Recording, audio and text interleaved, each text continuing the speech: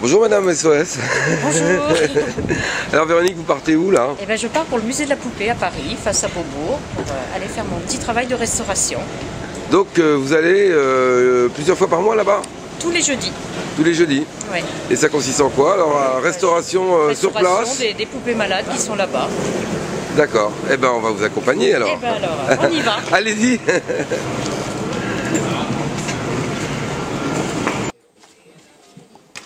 Alors, où est-ce qu'elle est?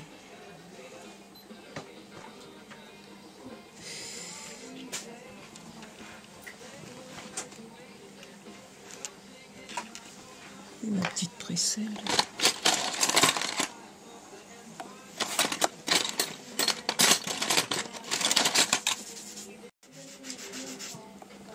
Alors Simone, là vous êtes en train de faire une opération chirurgicale particulière. Oui, je suis en train de repositionner des jambes, la tête, les jambes et les bras sur une petite poupée, une mignonnette, une petite poupée en porcelaine. Ça s'appelle une mignonnette. Ça s'appelle une mignonnette. Et alors c'est une poupée rare? C'est des poupées quand même qui datent d'avant le XXe siècle. Quoi. Ah oui. Bon, celle-là, c'est peut-être du... Quelle époque? Hein? Celle-là, 1910, oui, c'est pas une récente. Donc en fait vous procédez comment là pour la réhabiliter cette poupée? Il faut qu'on mette des élastiques, alors ouais. On sache, ça dépend comment ça se présente selon la taille. C'est quoi comme matière? De la porcelaine. Ah, c'est de la porcelaine. À cette époque, on faisait beaucoup de poupées en porcelaine. Oui. Et quoi d'autre comme matière sinon? Là, c'est entièrement en porcelaine. Il y a juste des yeux en verre. Non, mais sur les autres poupées de cette époque-là, qu'est-ce qu'on avait aussi comme matière? Il y avait du bois, de la cire. Du bois, de la cire. Papier mâché. D'accord. Papier mâché, oui, tiens. Oui. Ça doit être beaucoup moins bien conservé en papier mâché, non? Ah bah oui, en général. Si ça subit l'humidité ou pas, quoi,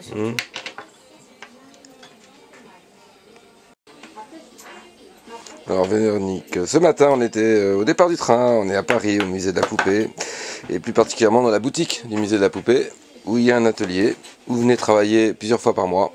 Voilà, tous les jeudis. Et tous les jeudis alors, oui. Régulièrement. Et c'est aussi ici que vous avez appris votre métier? Tout à fait, oui.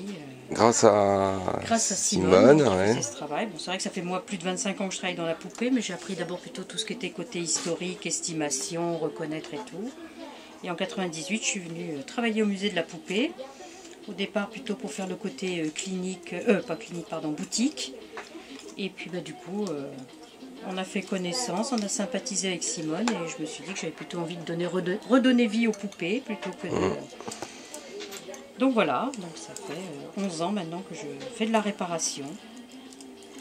Alors, il n'y a pas d'école de réparation de poupées en France? Il n'y a aucune école de formation, donc on peut apprendre que sur le tas. Ouais. C'est une idée ça, Véronique, non? Créer une école. Je serai à la retraite. Ouais. Donc là, vous êtes en train de faire quoi? Eh bien, pareil, un remontage de poupées. Hein, de tête? Une poupée, non, j'ai déjà remonté les membres. Hein, oui, vous avez remonté les membres, il manque la tête. Les membres, il manque la tête. Donc ça, c'est une poupée de 1907, un moule 1907 jumeau. Voilà, moule jumeau, donc une des plus grandes marques de poupées françaises. Alors la matière, c'est quoi là? Donc la tête est en porcelaine, et là, c'est pas son corps d'origine, et tout le corps est en carton. Mais c'est pas son corps, pas corps d'origine. Alors comment vous avez fait pour lui remettre un corps en fait? C'est le corps que les gens avaient récupéré. Certainement qu'à l'époque, la tête avait été cassée. Ils ont remis une tête qu'ils avaient de disponible. Donc c'est vrai qu'ils n'ont pas toujours respecté... Donc ce sont les propriétaires eux-mêmes qui ont dû faire cette... propriétaires ou des cliniques de poupées. C'est vrai qu'à l'époque, on n'était pas regardant. Hein. La tête était cassée, on remettait une autre tête, mais on ne s'occupait pas de voir si la tête allait avec le corps. Des cliniques de poupées, il y en a toujours eu alors? Ah oui. On appelle ça vraiment des cliniques de poupées? Oui, oui, tout à fait. C'est le nom? C'est le nom. D'accord.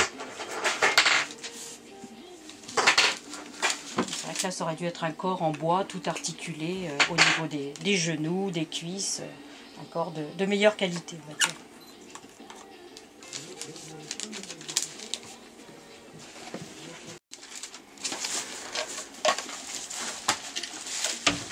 Alors, Véronique, là vous sortez donc un baigneur. Un baigneur en celluloïd des années 50. Alors, qu'est-ce que ça? Alors, ça a une certaine valeur, les baigneurs. Alors bon, celui-ci est en très mauvais état, hein. Vous voyez le pied est cassé, le nez est enfoncé et tout ça, mais sinon, bon, c'est la marque Petit Colin, donc une des plus grandes marques aussi de baigneurs de l'époque. Donc en bon état, c'est des modèles qui valent quand même autour de 150 €, quoi. Quand même, oui. D'accord. Ça, c'est un modèle assez simple, mais après, il y a des baigneurs qui valent 200, 250, 300, selon la rareté du modèle, du moule, quoi. Et cette matière-là n'est plus utilisée? N'est pas utilisée, non, elle a été interdite dans la fin des années 50, parce que c'était une matière qui prenait feu. Donc comme à l'époque, il y avait beaucoup de poêles à bois, choses comme ça, donc la matière était interdite pour être remplacée par du polyéthylène, donc une matière plastique. D'accord. Qui pouvait fondre, mais pas s'enflammer, donc moins dangereuse. Alors, comment vous faites pour les pieds détachés, là, en l'occurrence? Écoutez, j'ai racheté tout ce qui se présentait en fond de clinique de poupées. Hein, ah oui? Des gens qui ont cessé leur activité, souvent c'était des personnes âgées. Donc tout ce que je trouve à vendre comme pièces détachées, je récupère tout. Donc c'est vrai que j'ai un stock, surtout dans ces matières-là, très important. Ah oui, il faut stocker tout ça. Ouais. Et c'est un investissement aussi. C'est un investissement, mais bon, comme c'est dans quelques années, ça sera complètement introuvable, donc c'est maintenant qu'il faut. Donc c'est un placement. C'est un placement, voilà, tout à fait. Peut-être meilleur que les placements boursiers actuellement. Ah, ça je ne dirais pas. Mais bon, c'est vrai que c'est un investissement, mais bon, de toute façon, c'est obligatoire. Si on veut sauver des malades, bon, là, malheureusement, c'est une pièce qu'on n'a pas retrouvée, sinon on aurait proposé de changer la pièce. Comme c'est un modèle à jambe droite, je ne l'ai pas pour l'instant en stock, donc malheureusement, on va lui laisser sa jambe malade. Alors, ce baigneur est arrivé dans quel état, en fait? Voilà, dans l'état que vous le voyez là. Hein. Donc, il avait ses deux jambes, quand même. Il a ses deux jambes, il a ses deux bras, donc il y a des élastiques à changer, le nettoyage à faire. Et puis je vous dis, si j'avais eu la jambe, on aurait changé la jambe. Donc là, ça va être quand même assez simple. C'est juste rattacher les membres. Ouais, d'accord. Mais en sachant que ce sont des matières très fragiles, donc très cassantes, donc on ne sait jamais comment ça va réagir. Donc effectivement, on préfère remonter 20 poupées en porcelaine plus anciennes que de remonter un baigneur comme ceci. Hein. Et ouais, il y avait un habit avec, non? En général, c'était des baigneurs qui étaient vendus nus. Oui. Hein, bon, après, certaines boutiques les habillaient et les vendaient habillés, mais en général, ils sont nus. Mais après, bon, en général, on leur remet les tenues de l'époque, donc souvent soit des vêtements en tricot ou des petites barboteuses, comme ça se faisait.